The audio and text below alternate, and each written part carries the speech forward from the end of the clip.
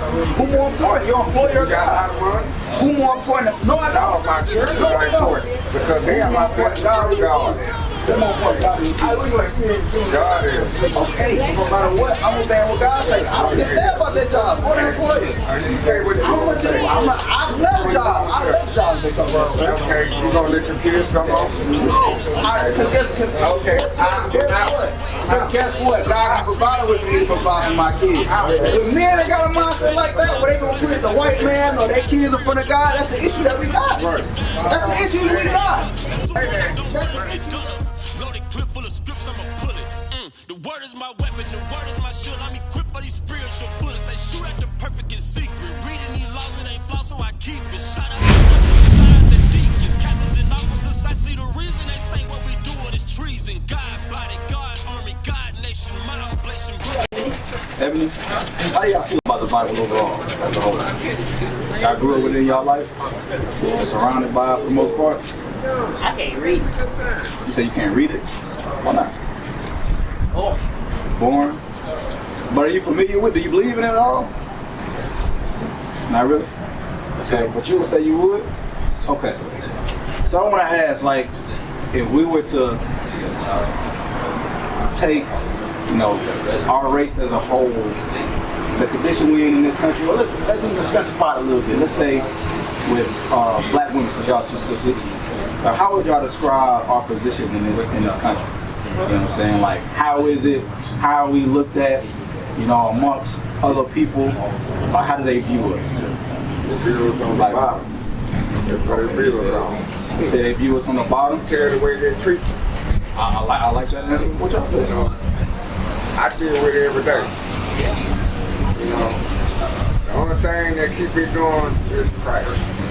That's good to hear. I got kids, I got grandbabies. I'm trying to teach them to not look at yourself as a racist because they already feel like that towards you. Okay. I'm trying to get them to love each other, look out for each other because we as black people, we got all we got. If we don't help each other, we're in trouble anyway. That's true. So, say what you say? Like, what's is there? Are you familiar with any stereotypes that's put on sisters, or is us as a whole? As a whole, either like sisters in particular, or us as a whole. Like, what stereotypes exist in our community? Let me tell you something. Hold on. You brought me here. This is what I have to say. No, give me a second. We're talking to her, right? Yes, we don't have to conversate. I want to hear their thoughts. Listen to this. I want to hear your thoughts. Okay, go ahead. Now, that's a different story. Your sister, I want your input too. I don't want you to go here because I want you to hear this. Okay. You know, first of all, we as black men need to respect our sisters, right? Okay. That's a hurtful critic you stand around there calling them out their name. That's somebody's mom too. I agree. You know, they get on our nerves, but that's not right for you to cuss them, call them out their name. Who did that? Who did that? Yeah. A lot of young black men do that. Oh, okay. And some old ones too. That's true. You know, and I'm saying that because we should view her as a queen. Ain't that what you just asked her? No, that ain't the question I asked, no. Okay. That's what I'm saying. You said the stereotype, right? What stereotypes are put on our people? That's why I'm asking for my sister Shantae. Huh? Well, you gotta go sit. You believe what I said? Yeah. Okay. Okay, my sister, you here. I want your opinion on that. Like, what stereotypes are put on our people and then the sisters specifically?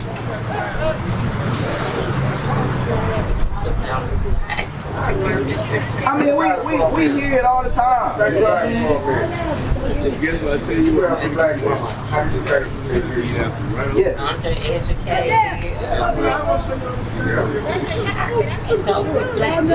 They tolerate us.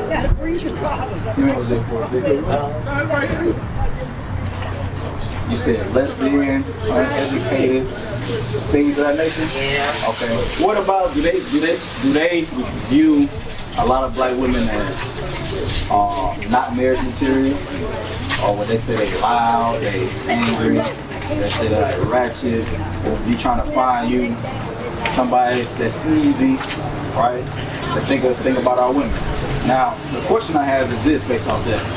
Like, usually with what makes stereotypes offensive is the fact that in some instances, or like how they got good jokes, and good jokes, some of it is true. You see what I'm saying? Like, some part of it is true. Now, would you say if you met black women that are loud, they are stubborn, they may be a little easy, you know what I'm saying? Like, have you met women that's like that? Seems like women that's like that? Yeah. You see what I'm saying? So it's We like, all run across that. those But things, yes. Hold on, still give them respect. Yeah, I agree. Let me finish though. It's a point I'm trying to make. Now let me get into it. Now the reason I'm asking you these things is because if there's some truth to those things, wouldn't it be great if there was a way for us to raise up children or have a code of conduct that we can teach our children to raise them to where they avoid all those things? You agree? Yeah. Watch this. Give me Deuteronomy, I think it's 6 and 6. Because the reason I'm asking you things is because that code of conduct exists. It's been in our hands, it's been in our houses our entire lives. But the issue we have is that a lot of places we go to teach us that, to be honest, a piss poor job of doing it. And we don't take incentive to go out and read it and figure it out ourselves. Why? Read that. The book of Deuteronomy chapter 6 and verse 6. And these words which I command thee this day shall be in thine heart. And thou shalt teach them diligently unto thy children, and shalt talk to them when thou sittest in thy house, and when thou walkest by the way, and when thou layest down, and when thou risest up. Do you have any children, sis? I mean, okay, I got 3. You got girls, boys? Girl and the boy. Is you still together with the father? Y'all married yet? See, that's what I'm talking about. That's what I'm talking about. All praise to the Most High. That's and what's so beautiful about that is as they grow up, they're seeing an example that y'all set for them, right? Because that example of marriage is what we need in our community.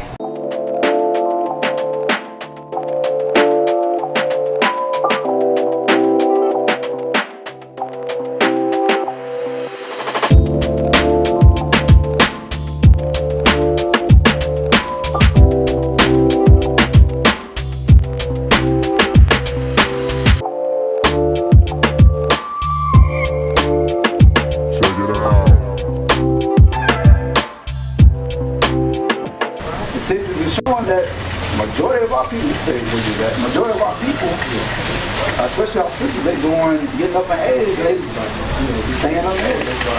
And a lot of our black men, if they are getting married, or any other races of women or whatever, it's like that's causing an issue with our family structure. As the family structure broken down, the next generation is going to be what we see it is today. They throwing their lives away. They, killing 50 people by the age of 20, and they getting locked up, getting ready to get life in prison and help them. Like, what we seeing today in our youth is the effect of the generations past. You know what I'm saying? And to be honest, they failures. Because these kids no bird can't deliver on their door like the cartoon show it. It's grown men and women have these kids. You know what I'm saying? And whatever they went through and they failures, it become apparent in their fruits. Right? But the Bible commands us to do is what the Lord told us, or that code of conduct He said was to follow. That's what we should be doing, teaching our kids, that next generation to come. Right? My question, what's your name, brother? Brother Vernon, right? What are some of the things the Bible commands us or teaches us on how we should treat one another, how we should think about one another? That we should be passing down our kids. We should be passing down our love, God's teaching, on how to love, and how to treat each other as we speak, and learning to help one another along the way, because we all need somebody. I agree. We all gonna need somebody. If I told you the life that I've been through, that I wouldn't put my kids through, it'll make you cry. And I end up turning out to be all right. I want to stay, y'all. I might try to get back out in about 5 minutes after I leave out of here. Let me read this for you. Because I like you. Okay. I'm going to read this for you. Okay, I'm going to let you do that.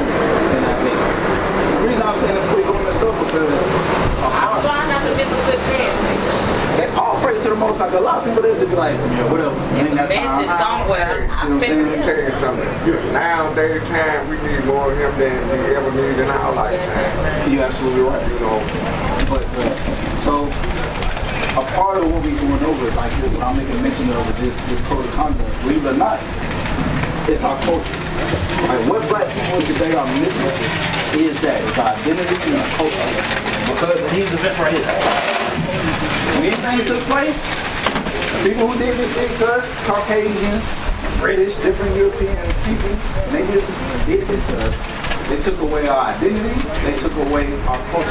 Right. That's why you wonder why that. It's like, okay, what everybody did yesterday? Valentine's Day. Yeah. What everybody gonna do it towards the end of this month, next month? Mardi Gras. Right. You ask people what Valentine's Day about, where it come from? What Mardi Gras about, where it come from? I don't know. We just do it to have fun. We do it as everybody else do. Like, we don't have a culture. Our culture is European culture. It's white folks' culture. That's what it is.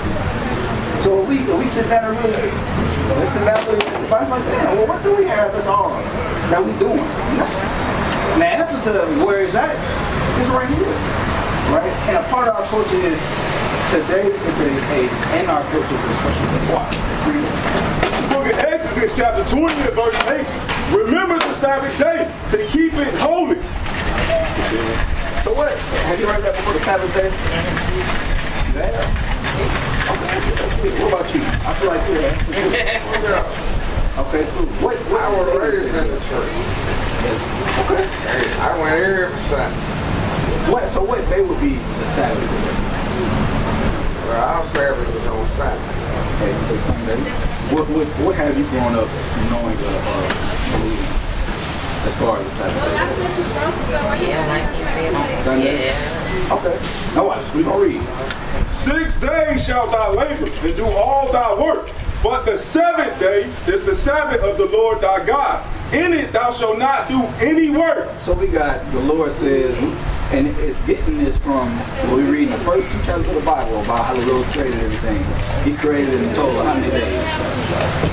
6. Yeah. I'm going to say it's 7. Yeah. And then he did what on the 7th? He rested. Here we go. So what the same way that we see God doing something, he gave us a command on, hey, this is how I want y'all week to be set up. So at the beginning of the week, 6 days throughout that week, y'all are allotted that opportunity to work. If we get clean to your family, make money, things of that nature. The 7th day though, the same thing y'all saw me do, right? I want y'all to do, I want y'all to rest. Right? So we pull out our phone, we look at our calendar, what will be the 7th day of the week, the last day of the week? Saturday. I did the last day.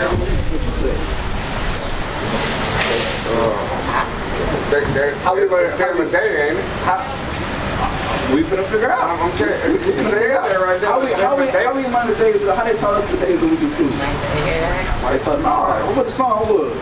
Sunday, Monday, Tuesday, Wednesday, Thursday, Friday, Saturday. End of the week, you pull away your phone. The end of the week gonna say an S. And then you go back to the following week, it starts with an S. Yeah. So which S is the end? Yeah. Saturday. Saturday is supposed to be the end, but this life taking us away from that. Okay? I agree.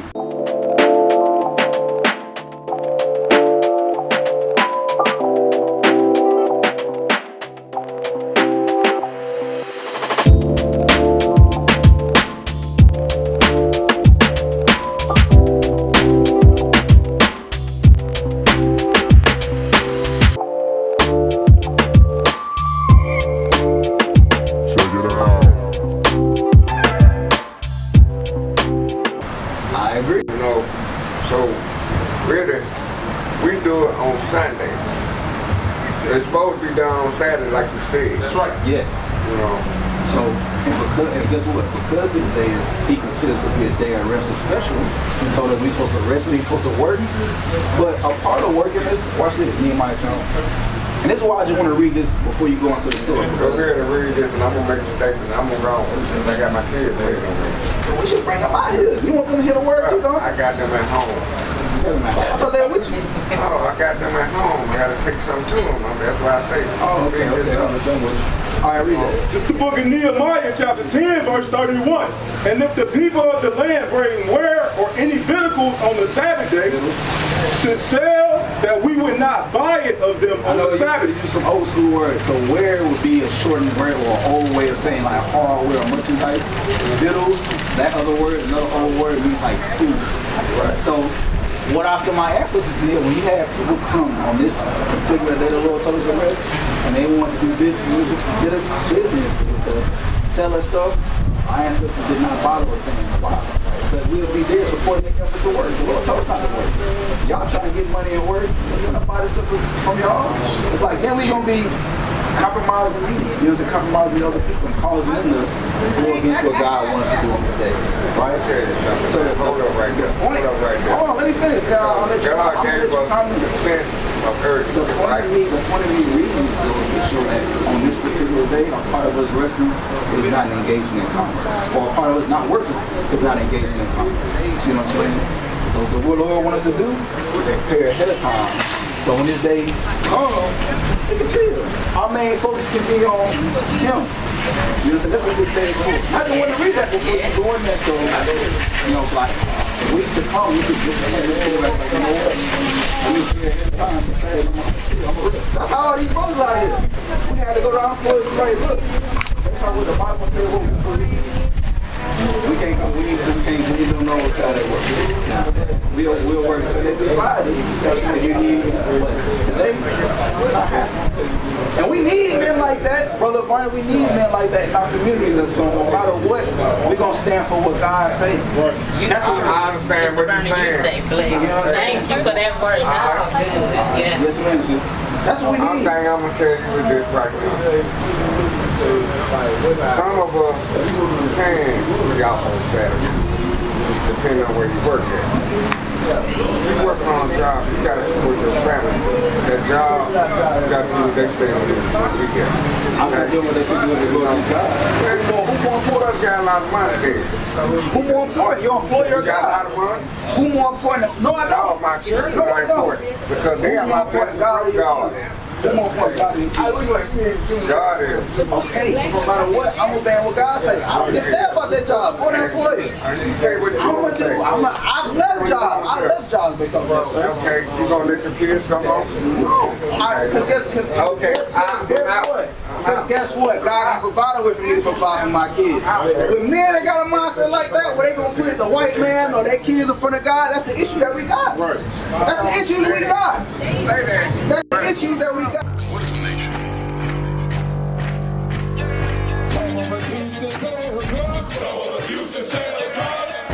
Nation is men leading by example.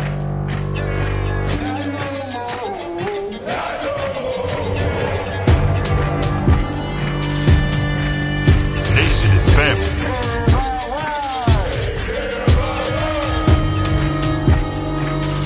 Nation is community.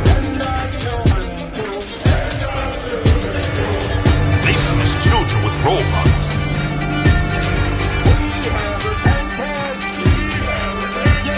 Nation is unity.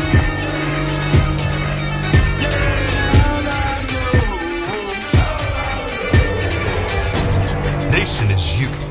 And finally, my brethren, be strong in the Lord. His word